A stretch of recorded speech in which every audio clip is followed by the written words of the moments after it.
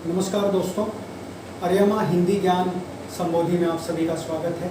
आज की हम इस ज्ञान संबोधि में रीतिकाल की प्रवृत्तियों पर चर्चा करेंगे। जैसा कि पिछले लेक्चर में हमने रीतिकाल के नामकरण, उसके प्रवर्तक और रीति शब्द का क्या अर्थ है, इस पर चर्चा की थी। तो आज का मुख्य विषय है रीतिकाल की प्रवृत्तियाँ। प्रवृत्तियों का अर्थ होता है विशेषताएँ। हर काल की अपनी युगीन प्रवृत्तियाँ होती हैं। उस युग का प्रभाव काव्य की प्रवृत्तियों पर भी देखने को मिलता है।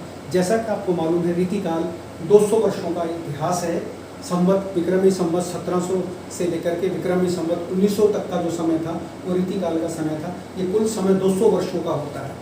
तो इन 200 वर्षों के अंदर काव्य के अंदर बहुत प्रकार के परिवर्तन देखने को मिले और मुगल काल की एक बड़ी समृद्ध परंपरा भी इस काल से जुड़ी हुई थी। औरंगजेब से लेकर के, शाहजहाँ से लेकर के, जहांगीर से लेकर के और आगे आते आते तो मोहम्मद शाह रंगीला तक जो है मुगल सम्राट इस काव्य धारा से जुड़े रहे हैं। तो इस काल की अपनी कुछ प्रवृत्तियाँ थी, कुछ विशेषताएं थी जो इस काल के काव्य में देखने को मिलती है। आज हम उसी पर चर्चा करेंगे। यदि हम रीतिकाल की बात करते हैं, सबसे पहली जो बात होती है तो रीतिकाल का साहित्य की रचना जो है, रीतिकाल के साहित्य की रचना सामंतीय वातावरण में हुई थी। सामंतीय वातावरण, सामंत भी एक प्रकार के छोटे छोटे राजा होते थे, उनके पास अपनी सेनाएं होती थी और वो केंद्रीय सत्ता के अधीन होते थे, मुगल सम्राटों के अधीन होते थे और अपना राजस्व इकट्ठा करके उसका कुछ हिस्सा जो है मुगल सम्राटों के पास, केंद्रीय सत्ता के पास भेज देते थे और उसका बहुत बड़ा हिस्सा अपने पास रखते थे और उससे वो जो है सामंतीय वातावरण की परिस्थितियों को पैदा करते थे। नाच गाने देखते थे, अपने जो है ऐश्वर्य का सामान इकट्ठा करते थे, उनके अपने कवि होते थे, उनके जो है अपने प्रशंसक होते थे और वो एक आश्रयदाता बन करके बहुत सारे कवियों को, लेखकों को अपने जो है छोटे से राज्य के अंदर स्थान देते थे। और इस तरह से जो है सामंतीय वातावरण में रीतिकाल के पृष्ठभूमि रची गई और रीतिकाल का काव्य लिखा जाने लगा। यदि मैं रीतिकाल की अगली प्रवृत्ति की बात करता हूँ तो इस काल में जो है अलंकरण प्रवृत्तियों की और जो है प्रदर्शन की प्रवृत्तियों को काफ़ी बढ़ावा मिला था। अलंकरण हम उसको कहते हैं जिसमें जो है किसी प्रकार का, एक प्रकार से अलंकार, किसी को महिमा मंडित करना और अपना प्रदर्शन करके राजा के सामने प्रभाव जमाना कि मैं ज़्यादा बेहतर, मैं ज़्यादा अच्छा कवि हूँ, ताकि आश्रयदाता प्रसन्न हो और उसको बदले में इनाम दे। तो इस प्रकार का जो काव्य था रीतिकाल का, वो अलंकरण प्रवृत्तियों और प्रदर्शन की प्रवृत्तियों को लेकर के था। यदि हम अगली प्रवृत्ति की बात करते हैं तो इस काल के साहित्य में जो है, इस काल के काव्य में जो है दरबारी साहित्य का, दरबार का बड़ा प्रभाव था। दरबारी साहित्य को बढ़ावा मिला। इस काल के कवियों का उद्देश्य जो था वो अपने आश्रयदाताओं को प्रभावित करना था, क्योंकि तो सामंतीय वातावरण था, दरबारी वातावरण था। तो दरबार के अंदर जो कवि रहते थे, जैसे आपने सम्राट अकबर के नवरत्नों के बारे में सुना होगा, बीरबल के बारे में सुना होगा, अकबर का दरबारी कवि था। ठीक है, तो इस तरह से जो है वो अपने आश्रयदाताओं को जो है प्रसन्न करने के लिए काव्य की रचना करते थे। यदि हम बिहारी की बात करते हैं तो जयपुर के राजा जयसिंह के दरबार में कवि थे। यदि हम भूषण की बात करते हैं तो छत्रपति शिवाजी के दरबारी कवि थे। यदि हम घनानंद की बात करते हैं तो मोहम्मद शाह रंगीला के दरबार में मीर मुंशी थे, वहाँ काव्य की रचना भी करते थे। तो इस तरह से कवि जो है अपने आश्रयदाताओं के आश्रय में ही अपनी कविताओं का सृजन कर पाए और उन आश्रयदाताओं की प्रशंसा किए बिना ये नहीं रह सके। अब आश्रयदाताओं के प्रति इनका मोह कम नहीं हो पाया। यदि हम अगली विशेषता की बात करते हैं तो रीतिकाल के प्रतिनिधि कवि आपको मालूम है बिहारी माने जाते हैं।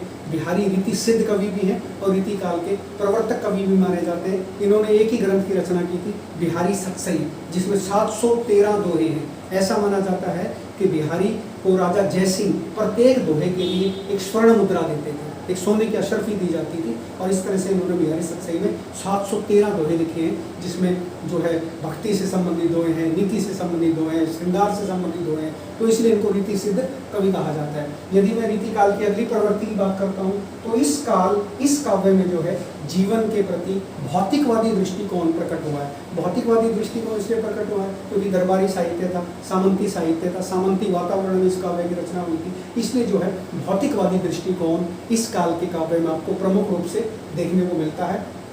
यदि मैं अगली विशेषता की बात करता हूँ तो इस काल के जो कवि थे उनको ना तो लोक साहित्य रचने की इच्छा थी और ना ही उनको परलोक का साहित्य रचकर जो है अमर होने की इच्छा थी। जैसे हम भक्ति काल की बात करते हैं तो भक्ति काल में लोक साहित्य भी लिखा गया और भक्ति काल के अंदर जो है भक्तिकालीन साहित्य भी लिखा गया, परलोक से संबंधित साहित्य भी लिखा गया। मीराबाई ने गुरु के महत्व को बताया, कबीर ने गुरु के महत्व को बताया, गुरु गोविंद दो हूँ घरे काकू लागे पाए, बलिहारी गुरु आपने जिन गोविंद दियो बताए। या मीराबाई ने कहा पायो जी मैंने नाम रतन धन पायो, वस्तु अमोलक दी मेरे सदगुरु कृपा कर अपनायो। तो इस तरह का जो गुरु के प्रति भाव था, समाज के प्रति जो भाव था, अध्यात्म के प्रति जो भक्ति काल के अंदर भाव था, वो रीति काल में उसका घोर अभाव देखने को मिला। रीति काल के कवि का कोई उद्देश्य नहीं था परलोक की बात करना या परलोक संवारने से संबंधित कोई बात करना।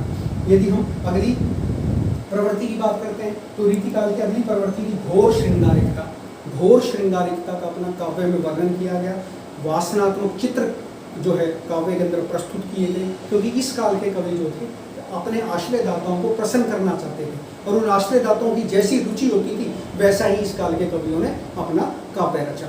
यदि मैं अगली प्रवृत्ति की बात करता हूँ तो राधा कृष्ण को काव्य का आधार बना करके इन्होंने सामान्य नायक नायिका की भक्ति जो है राधा कृष्ण को प्रस्तुत किया। भक्ति काल में जिनको हमने लोक देवता या लोक देवी माना, श्री कृष्ण को भक्ति काल में कृष्ण काव्य परंपरा की हम बात करते हैं तो उनको लोक देवता माना गया, उनकी भगवान की तरह पूजा की गई है, उनको जो है 16 कलाओं से संपन्न माना गया। लेकिन रीति काल तक आते आते वो उनको सामान्य नायक नायिका की तरह प्रस्तुत किया गया और इस चीज़ के लिए जो है रीति काल के कवियों की बड़ी आलोचना भी की जाती है कि उन्होंने लोक देवता को सामान्य नायक नायिका की तरह प्रस्तुत किया और उनको जो है बड़े अपमानजनक तरीके से काव्य के अंदर घोर श्रृंगारिकता का आधार बना करके उनकी जो है अभिव्यक्ति प्रस्तुत की, जो अपने आप में निंदनीय भी मानी जाती है।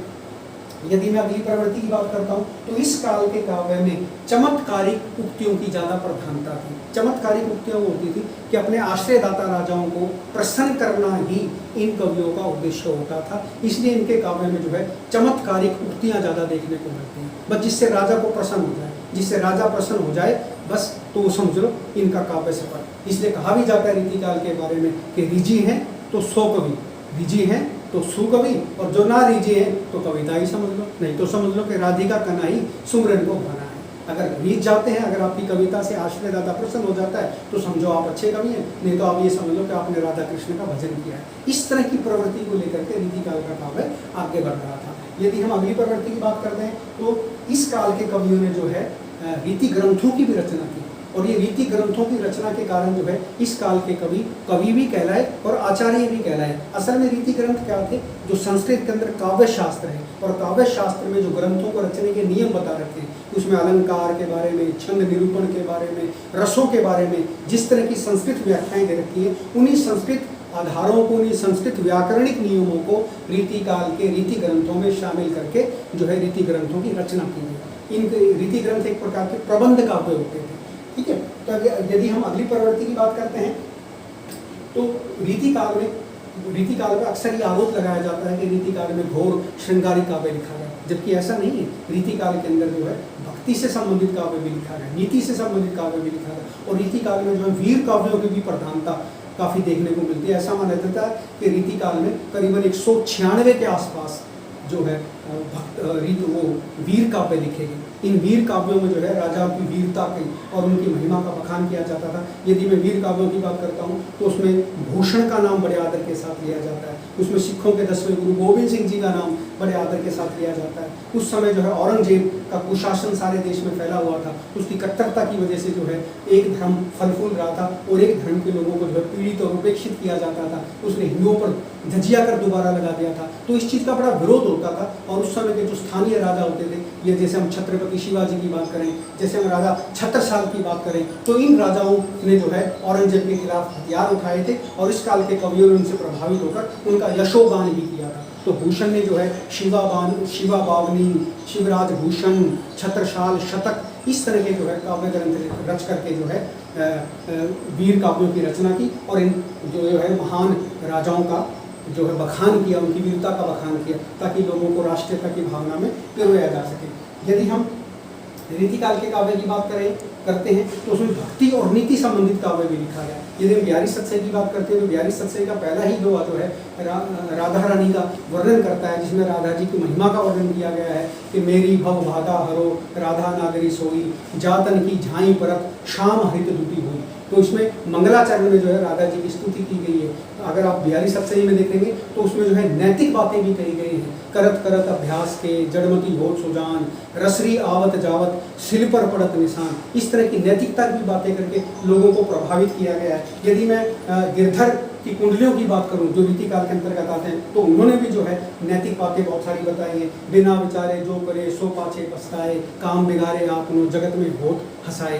तो इस तरह की बातें करके उन्होंने नीतिगत बातें भी प्रस्तुत की। तो रीतिकाल में भक्ति और नीति से संबंधित काव्य भी रचा गया। यदि मैं अगली विशेषता की बात करता हूँ तो रीतिकाल के अंदर जो नारी को भोग की सामग्री समझा गया और जो नारी चित्रण किया गया उसमें भोग की प्रधानता रही और उसमें जो है नारी को सामान्य विलासिता की वस्तु समझकर उसका वर्णन किया गया। जो हम संस्कृत काव्य शास्त्र में कहते थे या भक्ति काल में कहा जाता था यत्र नार्यस्तु पूजन्ते रमन्ते तत्र देवता, वो यहाँ आकर के रीतिकाल तक आते आते ये उक्ति हमारा ये प्रयोग जो है धूमिल हो गया था और नारी को केवल विलास की वस्तु समझा जाने लगा था। यदि मैं अगली विशेषता की बात करता हूँ तो रीतिकाल के काव्य का प्रधान रस था श्रृंगार रस। रस तो 9 के 9 रसों का प्रयोग किया गया रीतिकाल में, लेकिन प्रधान रस श्रृंगार रस ही था और श्रृंगार के दोनों पक्षों का वर्णन जो है रीतिकाल के कवियों ने किया। श्रृंगार के 2 पक्ष होते हैं, संयोग श्रृंगार और वियोग श्रृंगार। संयोग श्रृंगार वो होता है जिसमें नायक नायिका का सुखद मिलन होता है और वियोग श्रृंगार वो होता है जिसमें नायक नायिका का अलगाव हो जाता है, अलग हो जाते हैं। तो इसमें जो है रीतिकाल के अंदर संयोग श्रृंगार से संबंधित कविताएं ज़्यादा लिखी गई। वियोग श्रृंगार पर भी काफ़ी कुछ लिखा गया। उसमें हम घनानंद का नाम ले सकते हैं। घनानंद ने जो भी काव्य लिखा है वो श्रृंगार के वियोग पक्ष को लेकर के लिखा है। तो श्रृंगार रस इस काव्य का जो है, श्रृंगार रस जो है इस काव्य का प्रमुख रस माना जाता है। यदि मैं बात करूं तो दरबारी वातावरण के कारण जो है रीतिकाल में जो है मुक्तक काव्य की ज़्यादा रचना की गई। मैंने आपको पहले ही बताया था मुक्तक काव्य वो होता है जिसमें कोई लिमिट नहीं होती है, जिसमें कोई मर्यादा नहीं होती है, जिसमें कवि स्वतंत्र होता है, किसी भी प्रकार का काव्य रच सकता है। तो मुक्तक काव्य की ज़्यादा प्रधानता थी क्योंकि दरबारी का साहित्य था, क्योंकि दरबारों के अंदर ये काव्य फला फूला था, सामंती वातावरण में काव्य फला फूला था, इसलिए प्रबंध काव्य की आवश्यकता नहीं समझी गई थी। मुक्तक काव्य की ज़्यादा इसमें प्रधानता थी, मुक्तक काव्य की ज़्यादा आवश्यकता थी ताकि जल्दी से जल्दी राजा को, आश्रयदाता को प्रसन्न करके उससे इनाम प्राप्त किया जा सके। ऐसा नहीं है कि इस काल में प्रबंध काव्य नहीं लिखा गया, प्रबंध काव्य भी लिखा गया है। इसमें बोधा एक कवि हुए हैं, उन्होंने विरह वागीश करके एक प्रबंध काव्य लिखा है। तो अन्य कवियों ने भी प्रबंध काव्य की रचना की, लेकिन प्रबंध काव्य छुटपुट रूप में ही रीतिकाल में दिखाई देता है। मुक्तक काव्य की ही रीतिकाल में ज़्यादा प्रधानता थी। यदि हम रीतिकाल की अगली प्रवृत्ति की बात करते हैं तो रीतिकाल में जो है प्रकृति का भी सुंदर वर्णन किया गया है। यदि हम प्रकृति के सुंदर वर्णन की बात करते हैं तो इसमें 2 कवियों का नाम बड़े आदर के साथ लिया जाता है। एक सेनापति कवि हुए हैं और एक गवाल। सेनापति और गवाल कवियों ने जो है रीतिकाल में प्रकृति का सुंदर वर्णन किया है और ये प्रकृति का सुंदर वर्णन भी मैं समझता हूँ उन्होंने मजबूरी में किया, क्योंकि उन्होंने जो है वियोग श्रृंगार को दिखाने के लिए जो है श्रृंगार के दोनों पक्षों को, संयोग श्रृंगार को, वियोग श्रृंगार को प्रस्तुत करने के लिए कई बार प्राकृतिक उपमानों की आवश्यकता पड़ती थी, कई बार प्रकृति का अवलंबन लिया जाता था, सहारा लिया जाता था। तो इस रूप में जो है प्रकृति का मानवीकरण कर दिया जाता था। तो इसलिए उन्होंने जो है प्रकृति को इस रूप में प्रस्तुत किया है। तो इसलिए रीतिकाल का प्रकृति चित्रण भी कहीं ना कहीं काफ़ी प्रभावित करने वाला है। भले वो श्रृंगार रस से जोड़ दिया गया हो, लेकिन उसका प्रकृति वर्णन अपने आप में, सेनापति का प्रकृति वर्णन अपने आप में देखते ही बनता है। यदि हम रीतिकाल की भाषा की बात करते हैं तो रीतिकाल का जो है भाषा ब्रज भाषा की।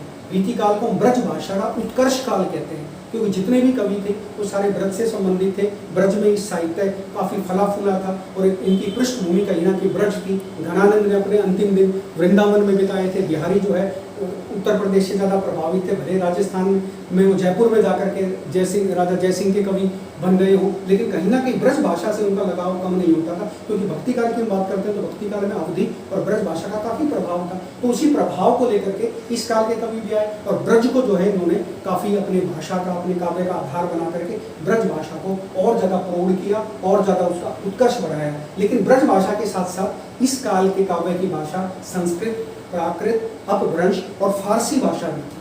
इस काल के कवियों ने संस्कृत भाषा का भी इस्तेमाल किया, क्योंकि लक्षण ग्रंथ तो संस्कृत के आधार पर लिखे गए थे। और इसमें अपभ्रंश भाषा का भी इस्तेमाल किया गया। इसमें जो है आपकी प्राकृत भाषा का भी इस्तेमाल किया गया, इसमें अवधी भाषा का भी इस्तेमाल किया गया, इसमें फारसी भाषा का भी इस्तेमाल किया गया। क्योंकि अगर हम रीतिकाल की बात करते हैं तो उस समय राज दरबारों की भाषा तो फारसी ही थी, उसको राजकाज की भाषा कहते थे। राजकीय भाषा तो फारसी ही थी, तो फारसी का भी प्रभाव इन कवियों पर पड़ा। तो इन्होंने, क्योंकि उन कवियों को प्रसन्न करने के लिए इन्होंने जो है रीतिकाल के जो उस समय जिनके आश्रयदाता जो होते थे वो सारे के सारे मुस्लिम लोग होते थे, तो वो अपने साथ फारसी उनकी भाषा थी जिसको वो साथ लेकर के आए थे। अगर हम मुगल राजवंशों की बात करते हैं तो कहीं ना कहीं इनके काव्यों में फारसी भाषा भी देखने को मिलती है। और दूसरा, अगर हम अलंकारों की बात करते हैं तो रीतिकाल के कवियों ने शब्दालंकारों और अर्थालंकारों दोनों का प्रयोग किया। शब्दालंकार आपको पता है, अनुप्रास, यमक, श्लेष, ये शब्दालंकार माने जाते हैं। अर्थालंकार में होते हैं जैसे उपमा है, उत्प्रेक्षा है, रूपक है, अतिशोक्ति है, अन्योक्ति है, ये सारे के सारे अलंकार अर्थालंकार माने जाते हैं। मतलब शब्दालंकार जिनमें शब्द के माध्यम से चमत्कार पैदा होता है, अर्थालंकार जिनमें अर्थ के माध्यम से चमत्कार पैदा होता है। तो रीतिकाल के कवियों ने शब्दालंकारों का और अर्थालंकारों का बखूबी प्रयोग किया। इस प्रकार जो है ये रीतिकाल काफ़ी समृद्ध काल था। मैं आशा करता हूँ कि आज आपको रीतिकाल की प्रवृत्तियों का लेक्चर समझ में आया होगा। यदि आपको मेरा लेक्चर अच्छा लगा, मेरे इस लेक्चर में अगर कोई प्रासंगिक बात की गई या कोई ऐसी ऐतिहासिक बात की गई या इसमें आपको लगता है कि रीतिकाल की प्रवृत्तियों का मैंने सही वर्णन किया है, तो आप मेरे चैनल को सब्सक्राइब करना ना भूलें। अगले हम किसी लेक्चर में आपसे फिर मिलते हैं, तब तक के लिए नमस्कार।